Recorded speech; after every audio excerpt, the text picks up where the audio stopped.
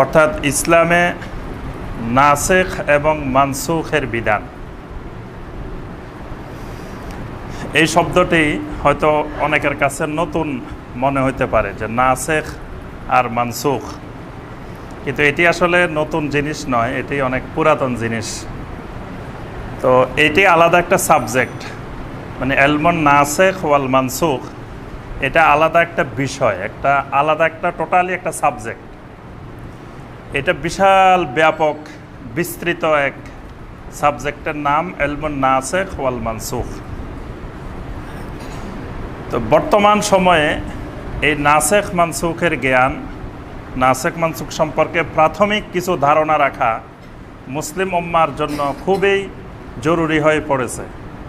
বলা যায় এটি এখন ফরজ হয়ে গেছে যে নাসেখ মানসুখ সম্পর্কে কিছু জ্ঞান রাখা। কারণ কি? কারণ হলো বর্তমানে এক ভয়ঙ্কর বিষয় আমরা লক্ষ্য করছি, সেটি হলো ফিকহি মাসআলা মাসাইলের ব্যাপারে। যখন কোনো মাসআলা হানাফি মাযহাবের বাহিরের হয়, মানে এটা হানাফি মাযহাবের বিপরীত, হয়তো শাফি মাযহাবের মাসআলা, মালিকি মাযহাবের মাসআলা, হাম্বলি মাযহাবের মাসআলা, তখন হুট করে বলে দেন যে এটা মানসুখ হয়ে গেছে। বলে যে এটা হাদিসে আছে ঠিক কথা, কিন্তু এটা তো মানসুখ হয়ে গেছে। এখন মানসুখটা করল কে? কে মানসুখ করার অধিকারী? নাসেখ মানসুখটা কি জিনিস? এটা সম্পর্কে অনেক ভাইয়ের ধারণা না থাকার কারণে বাস এটা শোনার সাথে সাথে অনেক ভাই থেমে যান, মনে করে যে হ্যাঁ এটা তো ইসলামের প্রথম যুগে ছিল, পরবর্তী যুগে এটা বন্ধ হয়ে গেছে, এটা মানসুখ হয়ে গেছে। আজকের এই খুতবার বিষয়বস্তুটা এই জন্য যে এমনি আমরা বলি যে চার মাযহাবে হক, তাহলে আলহামদুলিল্লাহ চার মাযহাবের ভিতরে যত ফিকহি মাসালা আছে সবগুলাই হক, কিন্তু এমনি চার মাযহাব হক। কিন্তু যদি আবার হানাফি মাযহাবের বাহিরে কোনো বিষয় হয়, প্রথম কথা হলো এটা হাদিসে নাই। এতদিন প্রথম শুনতাম আমরা এটা হাদিসেই নাই।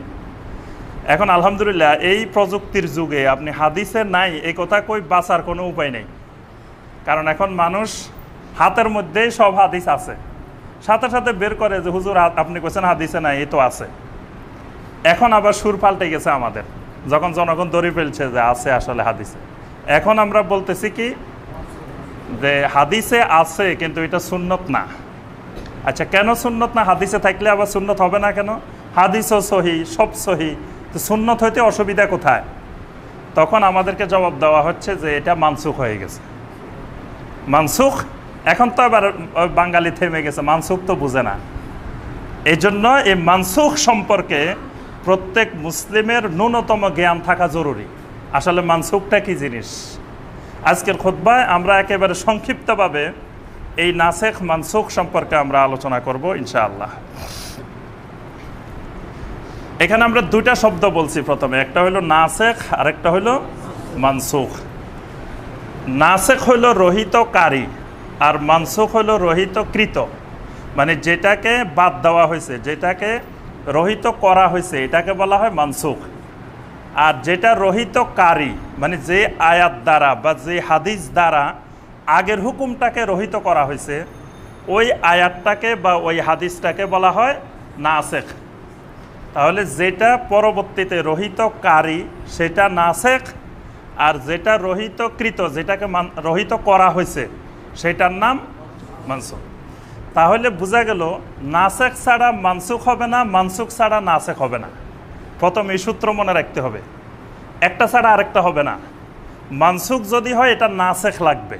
কে রহিত করলো, কোন হাদিসে রহিত করলো, কখন রহিত হইলো, এটা কিভাবে রহিত হইলো, এটা নাসেখ লাগবে। মানে নাসেখ ছাড়া মানসুখ হবে না, আর মানসুখ ছাড়া নাসেখ হবে না।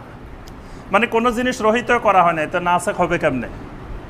এই জন্য দুইটা একটার সাথে একটা থাকতেই হবে। যেখানে নাসেখ আসবে মানসুখ আসতে হবে, মানসুখ আসলে নাসেখ আসতে হবে। তাহলে আমরা প্রাথমিকভাবে তো বুঝলাম নাসেখ কি জিনিস, মানসুখ কি জিনিস। মানে আগে একটা হুকুম ছিল, পরবর্তীতে আল্লাহ সুবহানাহু ওয়া তাআলা আরেকটা আয়াত নাজিল করছেন, করে আগেরটাকে বাদ দিয়ে দিচ্ছেন, দিয়ে বলছেন যে এখন থেকে এটা চলবে। এটার নাম, পরবর্তীতে যে হুকুমটা আসছে এটার নাম নাসেখ, আর আগে যে হুকুমটা ছিল সেটার নাম আল্লাহ রসুল সাল্লাল্লাহু আলাইহি ওয়াসাল্লাম এন্তেকালের পরে নাসেখও শেষ, মানসুখও শেষ। কারণ নাসেখ মানসুখ হবে কিসের ব্যাপারে? ওহির ব্যাপারে। ওহি নাসেখও হবে ওহি, মানসুখও হবে ওহি। যেটা রহিত করবে সেটাও ওহি, যাকে রহিত করবে এটাও ওহি। তা আল্লাহ রসুল সাল্লাল্লাহু আলাইহি ওয়াসাল্লাম এন্তেকালের পরে তো ওহি নাজিলে বন্ধ। তাহলে আর নাসেখেরও কিয়ামত পর্যন্ত কোনো সম্ভাবনা নাই, মানসুখেরও কিয়ামত পর্যন্ত কোনো সম্ভাবনা নাই। আল্লাহ পাক সূরা আল মায়েদার 3 নম্বর আয়াতে বলছেন, আল ইয়াউমা আকমালতু লাকুম দীনাকুম ওয়া আতমামতু আলাইকুম নি'মাতি ওয়া রাদিতু লাকুমুল ইসলাম দীনা। আজকের এই দিনে আমি তোমাদের জন্য তোমাদের দিনকে পরিপূর্ণ করে দিলাম। আজকের দিনটা কোন দিন? এখানে আল ইয়াউম মানে কয় তারিখ? কোন মাসের কয় তারিখ? আরাফার ময়দান, যুলহিজ্জা মাসের 9 তারিখ। কত হিজরি?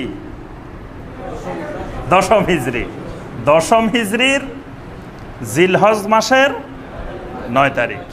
ওই দিনকে আল্লাহ বলছে আল ইয়াউম, আজকের দিন। আকমালতু লাকুম দীনাকুম, তোমাদের জন্য তোমাদের দিনকে পরিপূর্ণ করে দিলাম। সুবহানাল্লাহ। তাহলে আজ থেকে কত বছর আগে? এখন বলছি 1438 হিজরি। 1438 থেকে 10 বাদ দেন, আর 1428 বছর আগে এই আয়াত নাজিল হয়েছে। ওই 1428 বছর আগে দিন পরিপূর্ণ হয়ে গেছে।